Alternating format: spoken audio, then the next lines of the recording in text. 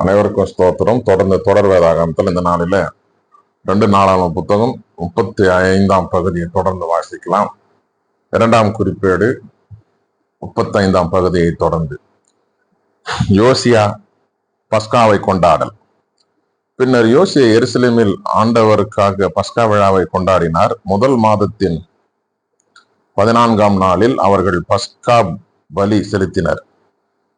அவர் குருக்களுக்கு அவர்களது பணிமுறையை வகுத்து கொடுத்து ஆண்டவரின் இல்லப்பணியில் அவர்களை ஊக்குவித்தார். அடுத்து அவர் இஸ்ரேல் அனைவருக்கும் போதனை செய்தவர்களும் ஆண்டவருக்காக தங்களையே தூய்மையாக்கி கொண்டவர்களுமான லேவியரை நோக்கி, இஸ்ரேல் அரசர் தாவீதின் மகன் சாலமோன் கட்டி எழுப்பிய திருக்கோவிலில் புனித பேழையை வையுங்கள். உங்கள் தோள்களில் அது ஒரு சுமையாக இருத்தலாகாது. இப்பொழுது உங்கள் கடவுளாம் ஆண்டவருக்கும் அவர் தம் மக்கள் இஸ்ரேலுக்கும் பணிபுரியுங்கள். இஸ்ரேல் அரசர் தாவீதும் அவர் தம் மகன் சாலமோனும் எழுதியுள்ளவாறு குடும்ப வாரியாகவும் பகுதி வாரியாகவும் உங்களையே தயார்படுத்திக் கொண்டு நீங்கள் உங்கள் சகோதரராகிய மற்ற மக்களின் பிரிவிற்கேற்ப பகுதி பகுதியாக திருத்தலத்தில் நில்லுங்கள்.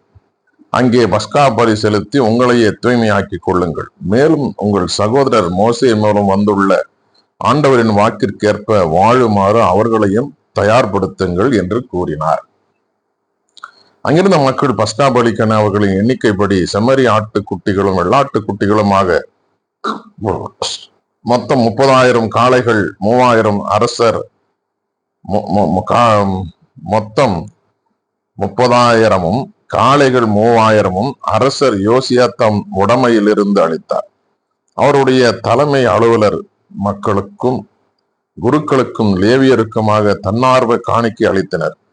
ஆண்டவரின் இல்ல தலைமை அதிகாரிகளான இலக்கியா, சக்கரியா, எகியேல் ஆகியோரும் பஸ்கா பலிக்காக 2,600 ஆட்டுக்குட்டிகளையும் 300 காளைகளையும் அளித்தனர். மேலும் கெனானியா, அவன் சகோதரரான செமாயா, நெத்தனியல், லேவியர் தலைவர்களான அசபியா, எயியேல், யோசபாத் ஆகியோருக்கும் லேவியருக்கு பஸ்கா பலியன 5,000 ஆட்டுக்குட்டிகளையும் 500 காளைகளையும் அளித்தனர். அரசரின் கட்டளைப்படி குருக்கள் அவர்களுக்குரிய இடத்தில் நிற்க, லேவியர் தங்கள் பிரிவின்படி காத்திருக்க பஸ்கா பலி தயாரிக்கப்பட்டது. அவர்கள் பஸ்கா பலிக்குரிய ஆட்டுக்குட்டிகளை வெட்டினர். குருக்கள் அவற்றின் குருதியை தங்கள் கையில் பிடித்து தெளிக்க லேவியர் தோல் உரித்தனர். மேலும் மோசேயின் நூலில் எழுதியுள்ளவாறு மக்கள் ஆண்டவருக்கு எரிபலி செலுத்தும்படி அவர்கள் மூதாதியர் குடும்ப முறைப்படி ஆடுகளையும் காளைகளையும் பிரித்து கொடுத்தனர். பின்னர் அவர்கள் பஸ்கா ஆட்டுக்குட்டியை திருச்சட்ட முறைமைப்படி தீயில் வாட்டினர். புனித காணிக்கைகளை பானைகள், சட்டிகள், கொப்பரைகள் ஆகியவற்றில் சமைத்து மக்கள் எல்லோரும் விரைவாக பகிர்ந்தளித்தனர். எல்லோருக்கும் விரைவாக பகிர்ந்தளித்தனர். இவ்வாறு தங்களுக்காகவும் குருக்களுக்காகவும் பஸ்காவை ஆயத்தம் செய்தனர். ஆரோனின் மக்களான குருக்கள் எரிபலியையும் கொழுப்பானவற்றையும் இரவு வரை செலுத்தியதால் லேவியர் தங்களுக்காகவும் ஆரோனின் புதல்வர்களான குருக்களுக்காகவும் ஆயத்தம் செய்தனர். மேலும் ஆசாப்பின் வழிமரபேர், பாடகர், தாவீது, ஆசாபு, ஏமான், அசரிய, அரசரின் திருக்காட்சியாளர் எதுத்தூன் ஆகியோரின் கட்டளைக்கேற்ப தமக்கு குறிக்கப்பட்ட இடத்தில் நின்றனர்.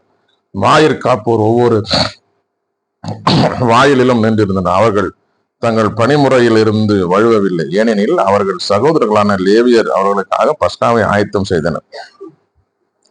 பஸ்காவை கொண்டாடுதல், ஆண்டவரின் பலிபீடத்தில் எரிபலிகளை செலுத்துதல் ஆகியவர் அவரது வழிபாட்டு முறை அனைத்தும் அரசர் யோசியாவின் கட்டளைப்படி அந்த நாளில் ஆயத்தம் செய்யப்பட்டன. அங்கிருந்த இஸ்ரேல் மக்கள் எல்லாரும் அப்பொழுது பஸ்கா திருவிழாவை கொண்டாடி கொண்டிருந்தனர். அன்று முதல் புளியாத அப்ப திருவிழாவையும் 7 நாள்கள் கொண்டாடினர். இறைவாக்கினர் சாமுவேல் காலம் தொட்டு இன்று வரை இஸ்ரேலில் இதுபோன்று பஸ்கா திருவிழா நடைபெற்றதில்லை. யோசியாவும் குருக்களும் லேவியரும் அங்கிருந்த யோதா இஸ்ரேல் மக்கள் எல்லோரும் எருசலேம் வாழ் மக்கள் பஸ்கா விழாவை கொண்டாடியது போல் இஸ்ரேல் அரசர்களில் எவரும் கொண்டாடியதில்லை. யோசியா ஆட்சியற்ற 18ஆம் ஆண்டில் பஸ்கா விழா கொண்டாடப்பட்டது. யோசியாவின் இறப்பு. இவை யாவும் முடிந்த பின், அதாவது யோசியா திருக்கோயிலை ஒழுங்குபடுத்திய பின், எகிப்திய மன்னன் நெக்கோ யூப்ரத்தீசு ஆற்றின் பகுதியில் இருந்த கர்கமிசு என்ற இடத்திற்கு படையெடுத்து வந்தான். யோசியாவும் அவனை எதிர்கொண்டு சென்றான். ஆனால் எகிப்திய மன்னன் அவரிடம் தூதரை அனுப்பி, யூதாவின் அரசே, உமக்கும் எனக்கும் என்ன? இன்று நான் உமக்கு எதிராக படையெடுத்து வரவில்லை. மாறாக வேறொருவனுடன் போரிடவே நான் செல்கிறேன். நான் இதனை விரைவாக செய்ய வேண்டும் என்று கடவுள் கூறியுள்ளார். என்னோடு இருக்கும் கடவுளை எதிர்ப்பதை நீர் நிறுத்துவீர், இல்லையெனில் அவர் உம்மை அழித்து விடுவார் என்றான். ஆயினும் யோசியா தம் எண்ணத்தை மாற்றிக்கொள்ளாமல் மாறு வேடத்தில் அவனோடு போரிட சென்றார். நெக்கோ மூலம் வந்த கடவுளின் வாய்மொழியை கேளாமல் மெகிதோ பள்ளத்தாக்கில் அவனோடு போரிட சென்றார். அரசர் யோசியாவின் மேல் வில் வீரர் அம்பெய்ய அவர்தம் அலுவலர்களை பார்த்து, என்னை உடனே அப்புறப்படுத்துங்கள், ஏனெனில் நான் பெரிதும் காயமடைந்துள்ளேன் என்றார். அவருடைய அலுவலர்கள் அவரை தேரிலிருந்து இறக்கி அவரது 2ஆம் தேரில் ஏற்றி எருசலேமுக்கு கொண்டு வந்தனர். அவர் அங்கே இறக்க தம் மூதாரின் கல்லறைகளில் அடக்கம் செய்யப்பட்டார். யோசியாவுக்காக யூதா எருசலேம் முழுவதும் துக்கம் கொண்டாடியது. யோசியாவுக்காக எரேமியாவும் ஓர் இரங்கற்பா இயற்றினார். அது எல்லா பாடகர் பாடகியாராலும் அவருக்காக புலம்பும் பொழுது இன்று வரை பாடப்படுகிறது. இது இஸ்ரேலில் நிலையான நியமமாகி புலம்பல் பற்றிய நூலில் காண கிடக்கிறது. யோசியா ஆட்சியின் மற்ற நிகழ்ச்சிகளும் ஆண்டவரின் திருச்சட்டத்திற்கேற்ப அவர் செய்த அவருடைய பக்தி செயல்களும் தொடக்கம் முதல் இறுதி வரை எல்லாமே இஸ்ரேல் யூதா அரசர்களின் குறிப்பேட்டில் எழுதப்பட்டுள்ளன. தொடர்ந்து 36வது பகுதியை வாசித்து 2ஆம் 4ஆம் புத்தகத்தை நிறைவு செய்யலாம். யூதாவின் அரசர் யோவாகாஸ். பின்னர் நாட்டு மக்கள் யோசியாவின் மகனான யோவாகாசை அவருக்கு பதிலாக எருசலேமில் அரசராக்கினார். யோவாகாசு அரசனான பொழுது அவனுக்கு வயது 23. அவன் எருசலேமில் 3 மாதங்கள் ஆட்சி செய்தான். எகிப்திய மன்னன் அவனை எருசலேமில் பதவியிலிருந்து நீக்கிய பின் 4000 கிலோகிராம் வெள்ளியும் 40 கிலோகிராம் பொன்னும் கப்பமாக செலுத்துமாறு மக்களுக்கு ஆணையிட்டான். எகிப்திய மன்னன் யோவாகாசின் சகோதரன் எலியாக்கிமிற்கு யோயாக்கிம் என்று பெயர் மாற்றம் செய்து அவனை யூதாவுக்கும் எருசலேமுக்கும் அரசனாகின. பின்பு நெக்கோ யோவாகாசை எகிப்துக்கு இட்டு சென்றான். யூதாவின் அரசன் யோயாக்கிம் அரசனான போது அவனுக்கு வயது 25.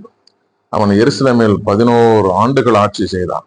அவன் கடவுளாம் ஆண்டவரின் பார்வையில் தீயனவே செய்தான். பாபிலோனிய மன் நேபுகத்நேசர் அவனுக்கு எதிராக படையெடுத்து வந்து அவனை வெண்கல சங்கிலிகளால் கட்டி பாபிலோனுக்கு சிறைப்பட்டித்து சென்றான். அத்துடன் ஆண்டவரின் இல்லத்து பாத்திரங்கள் சிலவற்றை நேபுகத்நேசர் பாபிலோனுக்கு எடுத்து சென்று அங்கேயுள்ள தனது அரண்மனையில் வைத்து கொண்டான்.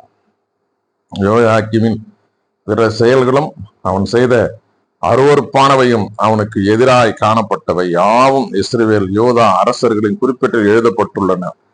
அவனுக்கு பின் அவன் மகன் யோயாக்கின் அரசனானான். யூதாவின் அரசர் யோயாக்கின் அரசனான போது அவனுக்கு வயது 8. எருசலேமில் அவன் 3 மாதங்கள் 10 நாள்களே ஆட்சி செய்து ஆண்டவரின் பார்வையில் தீயனவே செய்தான். ஆதலால் அவ்வாண்டின் இறுதியில் மன்னன் நேபுகத்நேசர் தன் படையை அனுப்பி கைதியான அவனையும் அவனுடன் ஆண்டவரின் இல்லத்தில் இருந்த விலையுயர்ந்த பாத்திரங்களையும் கொண்டு வர செய்தான். பின்பு அவன் சிற்றப்பன் செதேக்கியாவை அவனுக்கு பதில் யூதா எருசலேமுக்கு அரசனாக்கினான். யூதாவின் அரசன் செதேக்கியா அரசனான போது அவனுக்கு வயது 21. அவன் எருசலேமில் 11 ஆண்டுகள் ஆட்சி செய்தான். அவன் கடவுளாம் ஆண்டவரின் பார்வையில் தீயனவே செய்தான். ஆண்டவர் பெயரால் பேசிய இறைவாக்கினர் எரேமியா முன் தன்னையே தாழ்த்தி கொள்ளவில்லை. எருசலேமின் வீழ்ச்சி. கட்டுப்பட்டிருப்பதாக கடவுளின் பெயரால் தன்னை ஆணையிட செய்த மன்னன் நேபுகத்நேசருக்கு எதிராக இவன் கலகம் செய்து இஸ்ரேலின் கடவுளாம் ஆண்டவரை பின்பற்றாமல் இருமாப்புற்று தனது இருதயத்தை கடினப்படுத்தி கொண்டான்.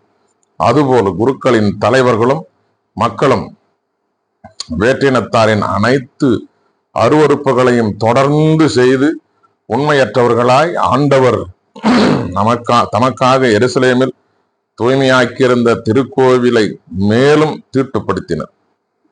அவர்கள் மூதாதையரின் கடவுளாம் ஆண்டவர் தம் மக்களின் மீதும் தம் உறைவிடத்தின் மீதும் இரக்கம் கொண்டு தம் தூதர்களை மீண்டும் மீண்டும் அவர்களை அனுப்பினர்.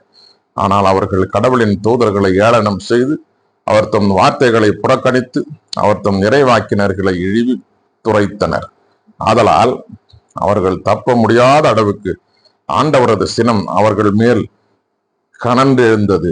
ஆதலால் அவர் அவர்களுக்கு எதிராக கல்தேயரின் மன்னனை படையெடுத்து வர செய்தார். அவன் அவர்களின் திருவுறைவிடமாகிய ஆண்டவரின் இல்லத்தில் அவர்களின் இளம் வீரர்களை வாளால் வெட்டி வீழ்த்தினான்.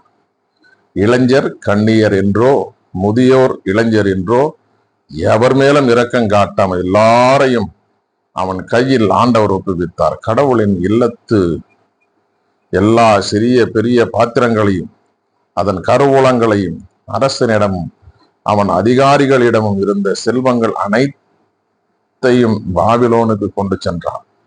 கடவுளின் இல்லத்தை அவர்கள் எதிர்த்து எருசலேமின் மதில்களை தகர்த்தனர். அங்கிருந்த அனைத்து அரண்மனைகளையும் தீக்கிரையாக்கி விலை உயர்ந்த பொருள்கள் அனைத்தையும் அழித்தனர். மேலும் அவன் வாளுக்கு தப்பியவர்களை பாபிலோனுக்கு நாடு கடத்தினான். பாரசீக அரசு எழும்பறை அங்கே அவர்கள் அவன் புதல்வர்களுக்கும் அடிமைகளாக இருந்தனர். நாடு ஓய்வு நாளை கடைபிடிக்காததால் 70 ஆண்டுகள் பாழாய் கிடக்கும் என்று எரேமியா உரைத்த ஆண்டவரின் வாய்மொழிகள் இவ்வாறு நிறைவேறின. யூதர்கள் எருசலேமிற்கு திரும்புமாறு சைரஸ் கட்டளையிடல். பாரசீக மன்னன் சைரஸ் ஆட்சியின் முதல் ஆண்டில் எரேமியா உரைத்த ஆண்டவரின் வாய்மொழிகள் நிறைவேறும் வண்ணம் ஆண்டவர் அவனது மனதை தூண்டி எழுப்பினர். எனவே அவன் தனது நாடு முழுவதற்கு மடல் வரைந்து அறிவித்தது யாதெனில், பாரசீக மன்னராகிய சைரஸ் என்னும் யாம் கூறுவது இதுவே: விண்ணக கடவுளாம் ஆண்டவர் மன்னக அரசுகள் எல்லாவற்றையும் எனக்கு அளித்துள்ளார். மேலும் யூதாவில் உள்ள எருசலேமில் அவருக்கு திருக்கோவில் எழுப்புமாறு எனக்கு பணித்துள்ளார். எனவே அவருடைய மக்களுக்காக இருப்பவர் எங்கும் செல்லட்டும். கடவுளாம் ஆண்டவர் உங்களோடு இருப்பாராக. ஆமேன். வாசிக்க தெரிந்து கொள்ளப்பட்ட 2 நாளாம் புத்தகம் 35 மற்றும் 36 வாசித்து முடிந்தாயிற்று. கடவுளுக்கு மகிமையும் மாட்சிமையும் சதா காலம் உண்டாகட்டும். பிரியமானவர்களை, தொடர்ந்து இந்த தொடர் வேதாகமத்துல இணைந்திருங்கள். கர்த்தர் நம்மையும் நம் குடும்பங்களையும் பிள்ளைகளையும் ஆசீர்வதிப்பாராக. இந்த நாளில 2 நாளாகவும் வாசித்து முடிக்க செய்த ஆண்டவருக்கு மகிமையும் மாட்சிமையும் சதா காலம் உண்டாகட்டும். நாளைய தினத்துல தொடர்ந்து நாம் எஸ்ராவின் புத்தகத்தை தொடர்ந்து வாசிக்கலாம். இணைந்திருங்கள். இந்த சேனலை சப்ஸ்கிரைப் பண்ணுங்கள். கர்த்தர் நம் அனைவரோடும் கூட இருந்து வழி நடத்துவாராக. ஆமென்.